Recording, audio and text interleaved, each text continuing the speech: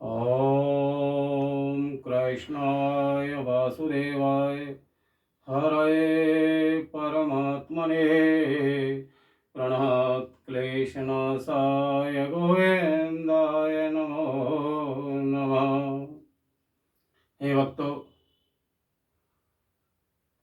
राजर्षि भरत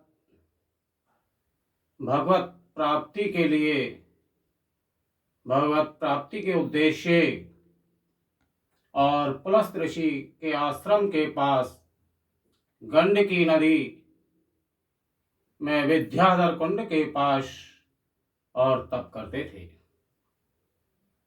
एक दिन राजर्षि भरत गंडकी नदी में स्नान कर रहे थे, तभी एक गर्भवती हिरणी वहां आई और तभी एक सिंह ने और गर्जना की और उस हिरणी का गर्भ गिर गया और वह हिरणी मृत्यु को प्राप्त हो गई।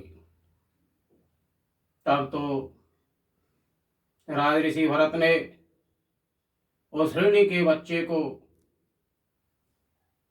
और अपने आश्रम पर ले गए और उसकी देखभाल करने लगे। कभी उसको हरी हरी घास लाते, घास खिलाते, कभी पानी पिलाते, और जब भजन करते थे तब मैं हिरण का बच्चा और राजर्षि भरत के गुदगुदी करता था। इस तरह और वह राजर्षि भरत हिरण के मोह में पड़ गए, हिरण के मोह में पड़ गए। समय आया और राजर्षि भरत और पंच तत्व में विलीन हुए, मृत्यु को प्राप्त हुए। मरण काल में भी रहा, मरण काल में भी रहा मृग शावक का ध्यान।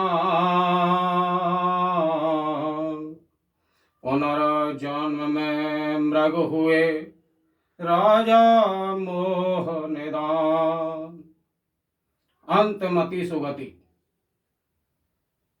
हिरण के ध्यान में और प्राण छोड़े तो अगले जन्म में और राजर्षि भरत हिरण के रूप में जन्म लिया, हिरण के रूप में उत्पन्न हुए। तब राजर्षि भरत को भगवान की कृपा से पिछले जन्म का ध्यान था। तब उन्होंने हिरण के जन्म में भगवान का ध्यान करते हुए सूखी पत्तियों को खाकर और हिरण का जन्म और पूर्ण किया। तब वे और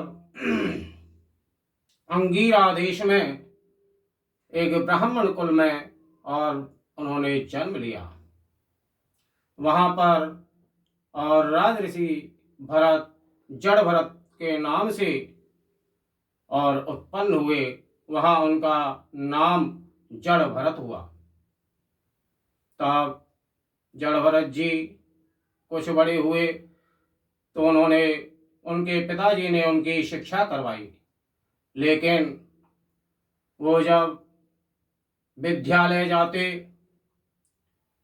गुरु के पास जाते तो केवल राम नाम के अलावा और वह कुछ नहीं सीखते। धीरे धीरे और बड़े हुए, पिताजी का भी देहांत हो गया। तब भाई और उसको सताने लगे, कहते अरे सवा शेर खाता है, काम कुछ करता नहीं, आएगा कहां से। तब जड़ भरत जी को एक दिन खेत की रखवाली के लिए भेजा। तब जड़ भरत जी तो भगवान के परम भक्त थे। वो जड़ केवल जगत को दिखाने के लिए थे। वैसे तो जड़भरत जी परम ज्ञानी थे। तब खेत पर जाकर और जड़भरत जी और चिड़ियों को चुगता देखकर और बड़े प्रसन्न हुए और कहने लगे, राम जी की चिड़िया राम जी को खेत, चुगोरी चढ़ैया भर भर पेट। राम जी की चिड़िया राम जी को खेत, चुगोरी चढ़ैया भर भर पेट। जब उसके भाइयों ने और भरत जी को आकर देखा तो उनको और लताड़ना दी, धिक्कारा और उनको घर से निकाल दिया। जड़भरत जी और वहां से चलकर जंगल में और भगवान का भजन करते हुए और घूमने लगे, विचरण करने लगे। एक दिन जंगल में दस्युओं डाकुओं के राजा ने नरबलि के लिए और अपने जो डाकू साथी थे उनको भेजा। तब तो वहां जड़भरत जी उनको मिल गए, ऐसे मोटे ताजे मस्त और आदमी को देखकर, और वह डाकू अपने राजा के पास बलि के लिए जड़भरत जी को ले गए।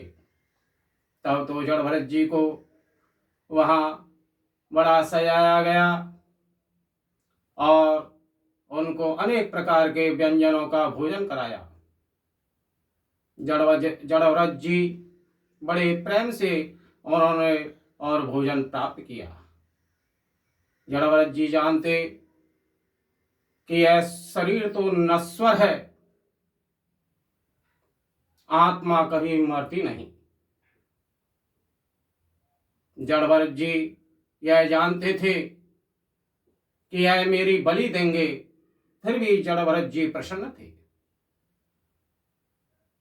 तब डाकुओं के सरदार ने जड़भरत जी की बलि देना चाहा, तभी अट अट करके और माता काली प्रकट हुई और सभी दस्युओं को, सभी डाकुओं को मार दिया। इसी तरह घूमते हुए जड़भरत जी फिर जंगल में विचरण करने लगे। एक दिन रघुगण राजा अपनी पालकी को लेकर और पालकी में बैठकर और कपिल मुनि के आश्रम पर जा रहे थे। बीच में एक जो पालकी ढोने वाला कहार बीमार हो गया। तब राजा ने उन पालकी ढोने वालों से कहा कि एक और पालकी ढोने वाला और देख कर लाओ। तब तो वह जड़भरत जी को ले गए और पालकी में जोत दिया।